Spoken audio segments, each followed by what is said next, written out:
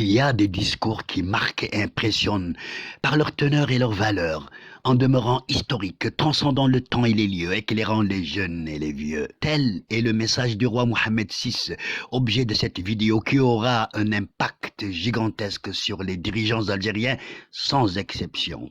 En les secouant à la fois, même pour une certaine étape de leur existence, de leur pouvoir. Les secouant de leur torpeur, leur orgueil, leur indifférence politique et leur arrogance diplomatique devant la communauté internationale. En effet, pour la première fois depuis son accession au trône en juillet 1999, Sa Majesté le roi Mohammed VI adresse un message au monde entier en le signalant en prélude. Aussi, pour la première fois de son règne, le successeur de Feu Hassan II accuse le plus sévèrement et le plus franchement que jamais les dirigeants de l'Algérie pétrolière et gazière en étayant ces critiques par des arguments fiables et vérifiables. Pour la première fois, le roi évoque aussi directement que clairement la tragédie des dizaines de milliers de personnes déclarées par l'État algérien comme originaires du Sahara marocain occidental et qualifiées de réfugiés sans jamais permettre le Haut Commissariat des Nations Unies pour les réfugiés de les identifier et les recenser comme tels, alors que la réalité sur le terrain les présente comme des véritables séquestrés, des otages géopolitiques, des butins humains dont une partie seulement provient du Sahara marocain, ex-Sahara espagnol.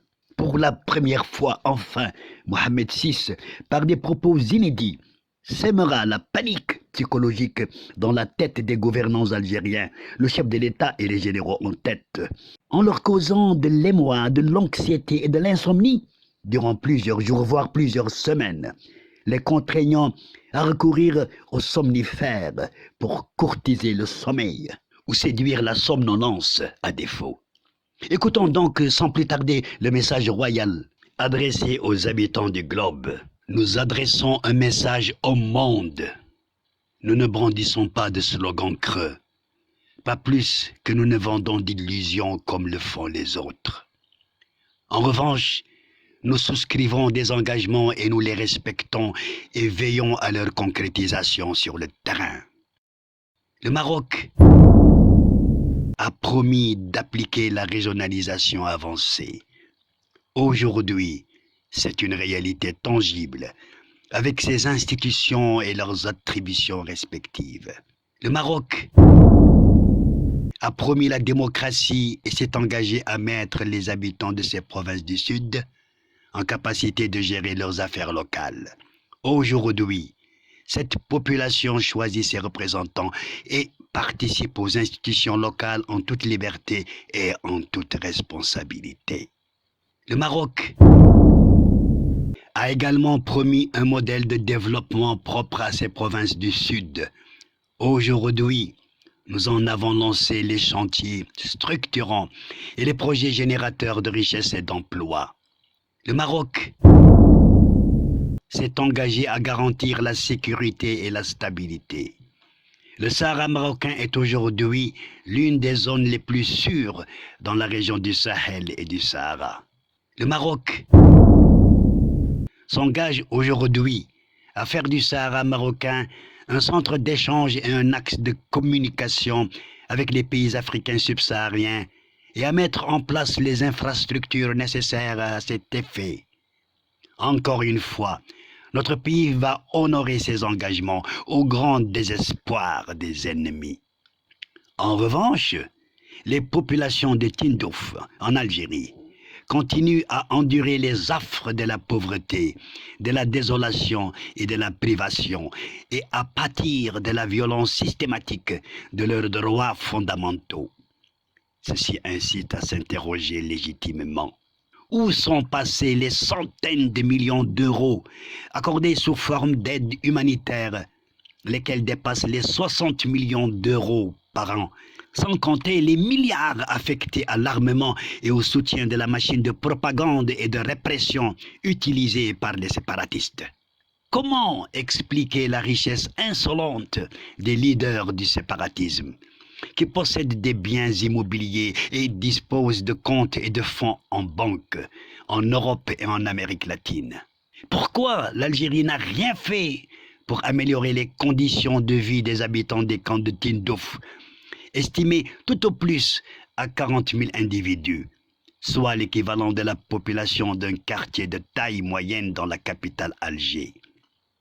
Cela veut dire qu'en 40 ans, il n'a pas pu ou n'a pas voulu doter ces populations de quelques 6 000 logements pour préserver leur dignité, soit une moyenne annuelle de 150 unités de logement. Pourquoi l'Algérie, qui a dépensé des milliards dans sa croisade militaire et diplomatique contre le Maroc, accepte-t-elle de laisser la population de Tindouf vivre cette situation dramatique et inhumaine? L'histoire jugera ceux qui ont réduit les enfants libres et dignes du Sahara à l'état de quémandeurs d'aide humanitaire. Elle retiendra aussi à leur sujet qu'ils ont exploité le drame d'un groupe parmi les femmes et les enfants du Sahara en faisant d'eux un butin de guerre, un fonds de commerce illégitime et un moyen de lutte diplomatique. Je tiens à poser aux habitants des camps de Tindouf cette question. Êtes-vous satisfait des conditions dramatiques dans lesquelles vous vivez? Les mères acceptent-elles le désespoir et la frustration de leurs enfants qui butent sur un horizon bouché? Je récuse cette situation inhumaine qui vous est imposée.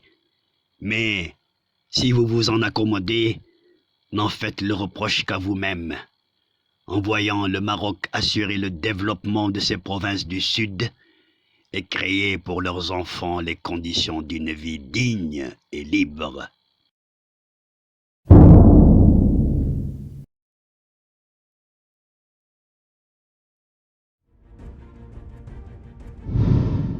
En somme, la situation dans les camps de Tindouf était telle, dans sa gravité et a même empiré de nos jours, pour que le successeur de Feu Hassan II, connu pour sa sagesse et sa pondération, décida de lui témoigner d'une attention particulière, en lui consacrant un message exceptionnel, adressé au monde entier pour la première fois, notamment dans l'histoire des relations algéro-marocaines. Du reste, à l'écoute du message inédit de Sa Majesté le roi Mohamed VI, on comprend que l'objectif tient en 4 points. Premièrement, dénoncer à l'échelle planétaire les conditions inhumaines et la situation dramatiquement misérable dans lesquelles sont séquestrés les soi-disant réfugiés sahraouis marocains de Tindouf. Deuxièmement, dévoiler les mensonges algériens contre le Maroc sur l'état existentiel réel des sahraouis marocains dans leur patrie, ainsi que les propagandes fallacieuses du régime algérien, opposées à la triste réalité politico-socio-économique du pays et du peuple algérien. Troisièmement, démontrer les vérités essentielles sur le niveau de vie appréciable des Sahraouis marocains à l'intérieur du royaume et sur le degré de développement au plan politique, économique, social et culturel dont jouissent ces Sahraouis dans leur région, incomparable d'ailleurs avec ce que voit le monde entier en Algérie. Quatrièmement et enfin, réitérer la disposition du Royaume du Maroc à accueillir à cœur et à bras ouverts ces citoyens séquestrés à Tindouf pour leur permettre de mener, à l'instar de leurs concitoyens du Sud, une meilleure existence qu'en Algérie conforme à la dignité humaine. En effet, ces misérables tentes ne se transformeront jamais sur un claquement de doigts par une baguette magique ou par la lampe d'Aladin dans le désert, même en simple maison, dans un quartier populaire ou en immeuble d'habitation sociale. C'est par des pétrodollars que tout cela aurait pu être possible. Mais ces pétrodollars ont été affectés à d'autres destinations. Des fortunes en devises vilement détournées par des généraux à leur profit et à ceux de leurs familles, en partie gaspillées pour leur propre plaisir et leurs caprices, et en grande partie parallèlement dépensées à l'acquisition de palais, de châteaux, de villas somptueuses ou de fastueuses maisons, notamment en Europe, à titre de résidence secondaire, s'ajoutant donc à celles édifiées en Algérie, mais parfois trop supérieures en valeur et en coût de construction que les sommes d'argent faramineuses investies dans des projets commerciaux florissants, industriels, immobiliers ou financiers, banques ou sociétés d'assurance, à l'étranger, avec des multinationales ou en sociétés anonymes comme à l'intérieur du pays concernant presque tous les secteurs et les produits de grande consommation, allant du domaine agricole et de l'élevage jusqu'aux matières cosmétiques ou esthétiques, en passant par le textile et la confection des vêtements, des chaussures, sans oublier la pomme de terre, dont on connaît le scandale qui vient d'éclater en plein jour, y compris encore l'huile de table, le lait, le sucre, le pain, etc., etc. Voilà les formidables réalisations socio-économiques des dirigeants algériens pour leur pays, servant d'abord avant tout et surtout leurs propres intérêts et ceux de l'élite, proclamée dirigeante du Polisario, mais au détriment du peuple algérien qui, malgré les richesses incommensurables de leur sous-sol, notamment en gaz, en pétrole et en fer, manque quasiment de tout, à commencer par les matières de première nécessité précitées, monopolisées par les généraux businessmen. Et c'est dans cette dramatique situation aussi piteuse qu'incroyable que vivotent encore plus dramatiquement les Sahraouis séquestrés de Tindouf, mendiants de tout, manquant de tout, sous-alimentés, dont les mères nourrices ne trouvent même plus une goutte de lait dans leur sein pour allaiter leur bébé.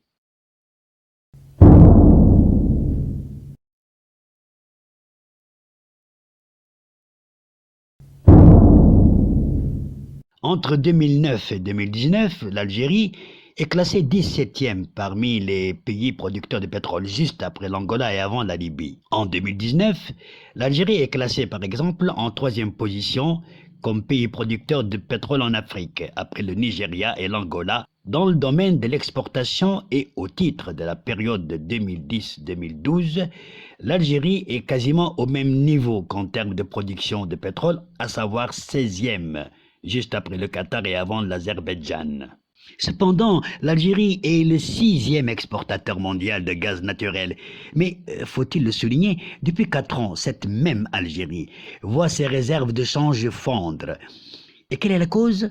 Réponse, c'est la faute à un prix du baril de pétrole trop bas pour couvrir les dépenses de l'État, soucieux de maintenir la paix sociale dans le pays. Les temps fastes semblent révolus à jamais. L'époque où, au lieu de construire une Algérie économiquement forte, les dirigeants du régime politico-militaire en place, stratocrates et autoritaires, préféraient se suréquiper militairement en délapidant les rentes pétrogazières du pays pour leurs propres intérêts à la faveur d'un Polisario soutenu et entretenu dans la déraison et l'entêtement contre le Maroc.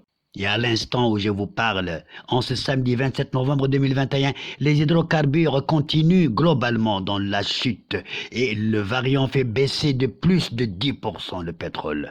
En effet, les cours du pétrole ont vécu ce vendredi 26, c'est-à-dire hier, leur pire journée en 17 mois, heurtés de plein fouet par la découverte d'un nouveau variant du coronavirus qui fait peser le doute sur la trajectoire de l'économie mondiale.